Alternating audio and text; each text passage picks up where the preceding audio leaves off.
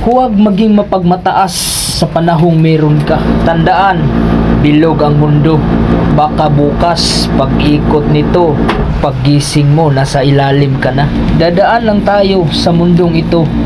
Hindi natin alam kung hanggang kailan lang tayo mananatili. Kaya huwag sobrang mapagmataas. At mas maganda na ikaw ang inaapi kaysa sa ikaw ang nang-aapi. Tandaan, ang taong mapagmataas ay binababa ng Panginoong Diyos.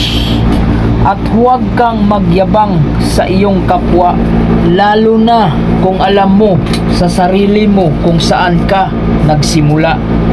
Matuto kang tumingin kung saan ka nanggaling. Di mo kailangang maliitin ang iba para lang magmumukha kang nakakaangat sa buhay.